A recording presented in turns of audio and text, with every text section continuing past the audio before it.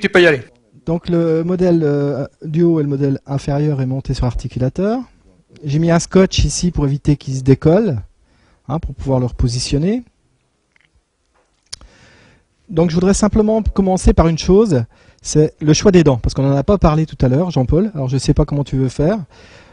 Tu as un petit topo. D'accord, donc nous on a choisi les dents, hein, on a pris des dents BioBlend, donc forme 12E et N du bas. Et en postérieur, on a pris des céramiques Vitalumine Vacuum, puisque les Pilkington Turner n'existent plus.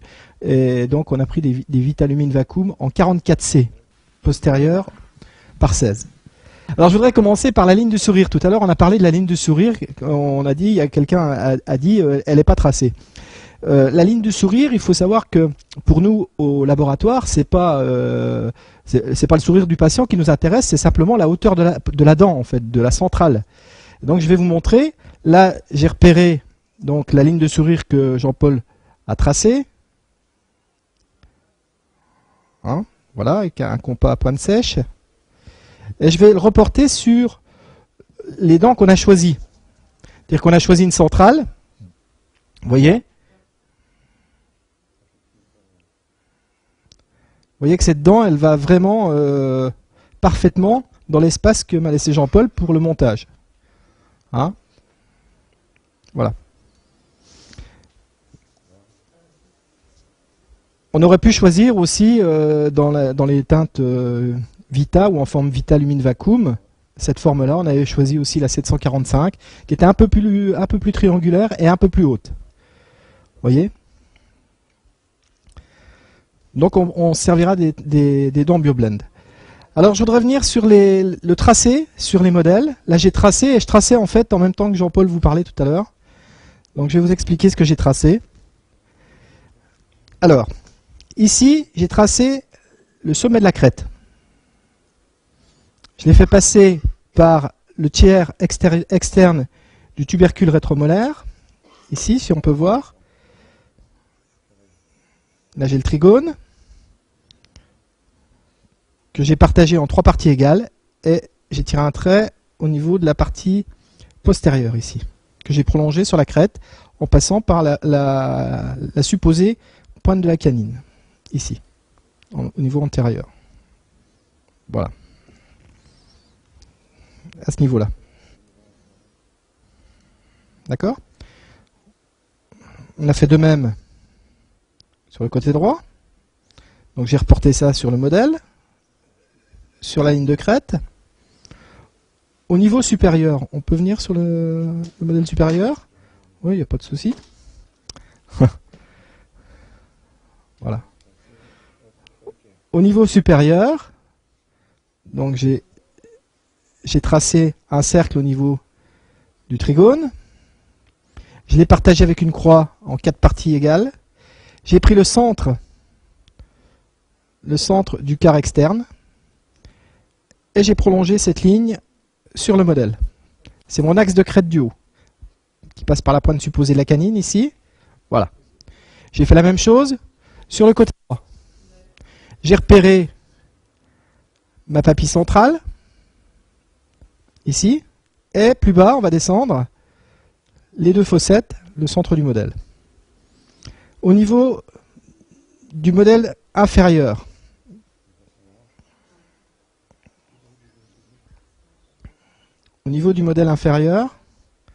voilà. Ici, j'ai repéré le sommet de la crête antérieure. Là, le fond du sillon vestibulaire. Cette zone-là, c'est l'aire d'Ackermann. Voilà. On va donc monter le pied des dents sur cette ligne ou à l'intérieur, mais le bord libre des incisives ne devra pas dépasser la ligne antérieure, ici. D'accord ? Maintenant, on va repositionner la maquette supérieure. On va s'éloigner un petit peu. Voilà. On va positionner la maquette inférieure. Voilà. Là c'est bon, là je pense bougez plus. On ferme. Je vais supprimer la luax.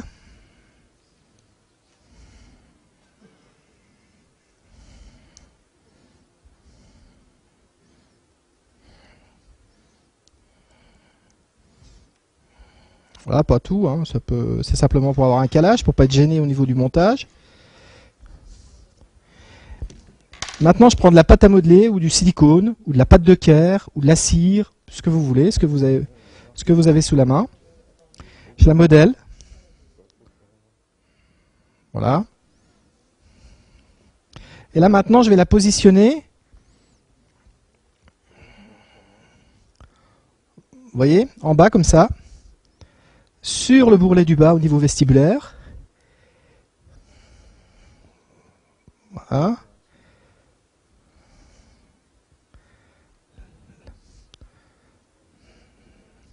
Vous voyez, c'est une pâte à modeler, assez dure. Voilà.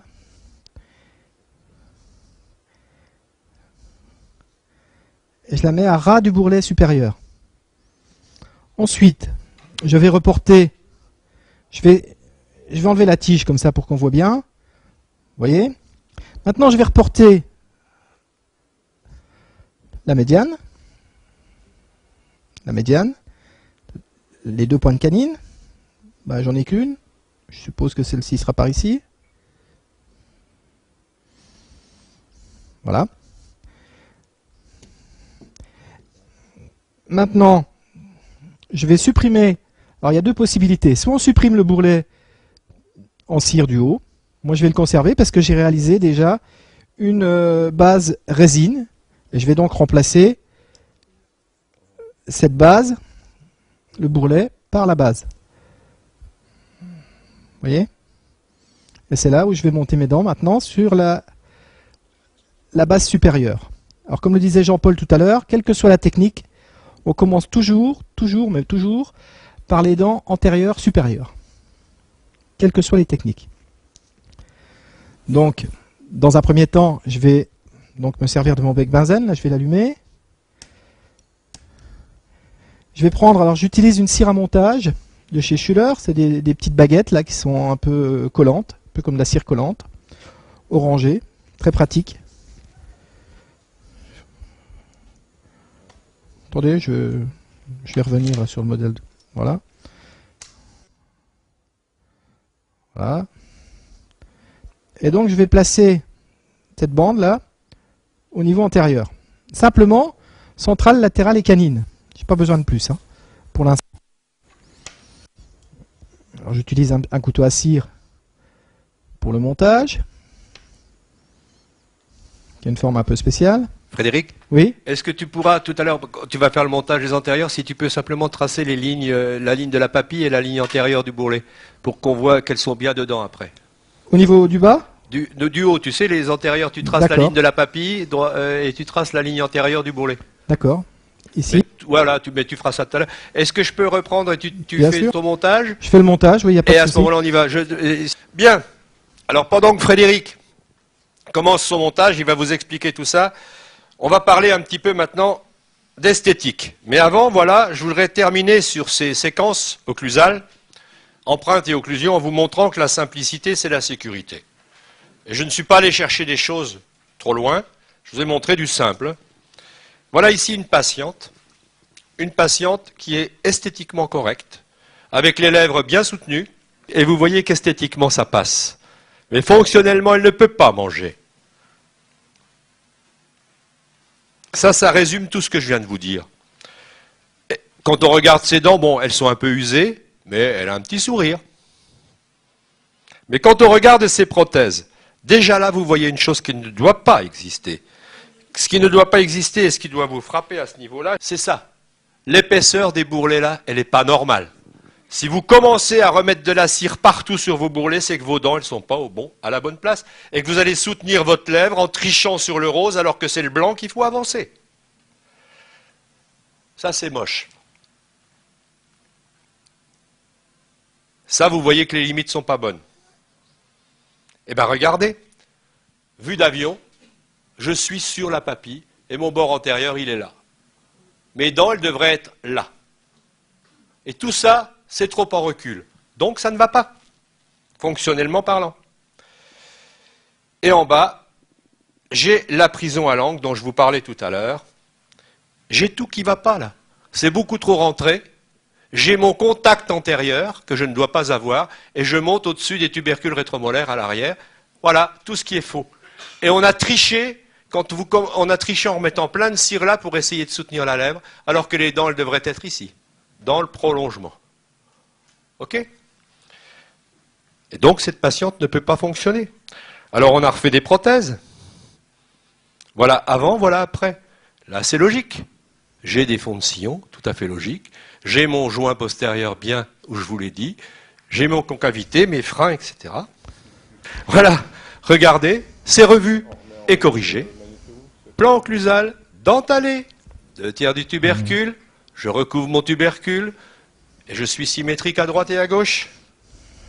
Et là, ma patiente, elle peut fonctionner. J'ai refait l'ensemble, sans contact antérieur, en mettant les dents dans les aires de tolérance, tout simplement. Maintenant, je vous parlerai dans 2 minutes, après Frédéric, de l'esthétique et du choix des dents. Vous voyez, j'ai monté les dents en fonction du bourrelet que m'a donné Jean-Paul tout à l'heure. Vous voyez? Et on reconnaît quand même il ne faut pas qu'il y ait trop de cire sur les faces vestibulaires. C'est-à-dire que quand on monte des dents comme ça, il faut bien voir les dents. Il faut bien voir la partie vestibulaire. Il faut mettre vraiment le minimum pour le montage. Vous voyez?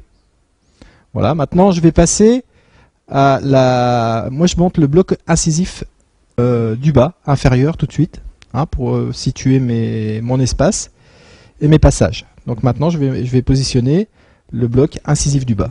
Est-ce que tu peux montrer en vue occlusale le montage, s'il te plaît? Oui. Voilà. Tu lèves un peu. Voilà. Voilà, vous voyez, on est bien dans l'aire de tolérance. Enfin, il n'a pas tracé. Si, voilà, il a tracé un peu. Voilà. Je l'ai tracé et j'ai respecté le bourrelet. Et vous voyez, on ne voit pas le rose devant. Enfin, le rose, ici c'est du bleu. Voilà. Bien, merci Frédéric. Donc, tu attaques le montage des dents du bas, puis tu me reprends quand tu veux. D'accord. Esthétique et choix des dents. Regardez ici, c'est une patiente âgée. Prothèse unimaxillaire. Et nous avons maquillé les dents. Vous voyez, on peut aller très loin, prothèse complète. On peut se faire plaisir en prothèse complète. On lui a donné son âge. Alors l'esthétique et le choix des dents, on va parler un petit peu tout ça, histoire de faire une petite récréation. En prothèse fixée, le praticien, il dispose de références. Il a la position des voisines, il a la dimension des dents voisines, il a la forme des dents voisines, il a la couleur des dents voisines. Alors je ne veux pas mésestimer mes confrères de fixer, parce qu'il est excessivement difficile de refaire une centrale correctement. C'est un exercice très difficile. 2 centrales, ça va plus, c'est mieux, mais une seule centrale bien faite, c'est difficile. Mais on a des références. En prothèse complète, il n'y a plus de référence. En prothèse complète, c'est la création pure et dure. Le praticien ne dispose plus de référence dentaire, ni en position, ni en dimension, ni en forme, ni en couleur. Alors on va essayer d'imaginer comment était notre patient, et on va essayer, d'après sa personnalité, de lui redonner des dents qui lui conviennent. Alors vous connaissez les types agressifs, féminins, sexes, etc. Voilà, je veux pas insister, vous connaissez tous ça. Mais je voudrais simplement vous dire que moi je ne crois pas aux lois. Je ne crois pas aux lois de l'esthétique bucco-dentaire. Dans les bouquins de Joyeux, vous voyez les lois de l'esthétique bucco-dentaire. Quand je regarde la loi, c'est quoi? C'est l'expression du rapport nécessaire qui lie des phénomènes naturels, règle constante, un rapport. On n'est pas des mathématiciens. Alors peut-être que je vais vous parler de règles. Voilà ici une loi. Visage carré, centrale carré. Ok, le dessin il est chouette, il exprime ça. Mais c'est pas toujours comme ça. C'était Mussolini, hein? Oui, c'était Mussolini. Alors une règle, un principe, une formule qui dirige dans l'étude d'une science ou dans la pratique d'un art, là ça commence à me parler plus parce que je vois le terme art qui arrive, parce qu'on va faire une création. Mais la règle, c'est encore trop fort pour moi. Alors je me sers simplement de ça, de données de base, d'une idée fondamentale qui va me servir de point de départ. C'est quoi mon idée fondamentale? C'est la connaissance de mon patient. C'est l'expression, c'est les rendez-vous que j'ai eus avec lui, c'est la psychologie du patient, c'est sa personnalité. Il me paraît dur, il me paraît souple, il me paraît agressif, il me paraît conquérant, il me paraît, etc. Je ne peux pas vous en dire plus, c'est du monsieur Jourdain. Mais c'est la personnalité qu'il va dégager. Et avec ça, je vois tout de suite si je vais lui mettre des dents plus ovoïdes ou plus des centrales dominantes ou des choses comme ça. Et on va faire des essayages pour ça. Mais je n'ai pas d'autre chose. Je ne me sers pas de loi ni de règles. Je ne prends pas le Vavrin, je ne prends pas le nombre d'or, je ne prends pas toutes ces choses-là, je ne m'enquiquine pas. Moi, c'est ce que me donne mon patient au niveau sensation. La personnalité, c'est tout. Regardez Bourvil, il était mignon, même s'il lui manquait une latérale. C'était Bourvil. Et c'est ça, moi, qui m'importe. C'est la personnalité, c'est la connaissance que j'ai de lui. Je m'en suis fait un ami parce que la prothèse complète, c'est vrai, pour redevenir freudien, c'est un mariage entre le patient et le praticien, parce que le bébé, c'est la prothèse, et il va falloir la faire pour qu'elle plaise au praticien, certes, mais surtout qu'elle plaise au patient. Regardez lui sans ses dents et ses fausses gencives, ça ne serait pas lui. Et lui, notre Henri, eh bien, Henri Salvador, à l'époque, regardez le bridge pourri qu'il avait. Vous voyez que sa forme et sa position des dents ne correspondaient pas du tout au CCIV. Il avait des dents bruxomanes, c'était mini petite souris. Ça y est, j'ai monté le bloc. Bon, allez, vas-y, roule. On va pouvoir À toi. vérifier. Voilà. Donc si on peut s'approcher un petit peu. On va juste positionner. Ah, voilà. Donc là, j'ai monté le bloc antérieur, inférieur, par rapport au bloc antérieur supérieur. Tu peux montrer qu'il n'y a pas de contact antérieur? Ah, il n'y en a pas du tout. Non, non, mais il faut le voir. Alors, je vais essayer de, Ouais, on le voit de bien, vous là, montrer, c'est bon. là, voilà. Ouais, ouais, c'est bon. Et je vais vous montrer aussi les passages, puisque ce qui est Voilà. important, c'est que, vous voyez, Le fil de pêche dont je vous parlais tout à l'heure. voilà, c'est que ça fonctionne, c'est que ça passe dans tous les sens sans arracher. Hein, faut que ça, là, ça peut être en contact hein, quand il y a les. Ah oui, oui, tout à fait, il Voilà. faut. Hein, d'accord. Mais il n'y a aucun contact autrement. Voilà. Ok. Alors maintenant, je vais passer au montage des postérieurs. Alors moi, je commence toujours par les postérieurs du bas. Tu Donc, veux le faire en direct ou... Non, je peux reprendre la parole dans 2 minutes. Enfin, c'est comme tu veux. Moi, ça Vas-y, me, monte et puis je ça me reprends parce dérange que pas. comme on a encore pas mal de choses. Hein. D'accord. Bien, je reviens à mon esthétique. Donc le choix des dents. L'idéal, c'est d'avoir des documents pré-extractionnels. Ça, c'est top parce que là, bah, moi, j'ai tout, j'ai la forme, j'ai la teinte, j'ai mes références. C'est pas toujours le cas. Des dents, des moulages, tout ce que vous voulez. Vous voyez, on retrouve, on redonne les mêmes positions. Voilà ce que je demande aux patients.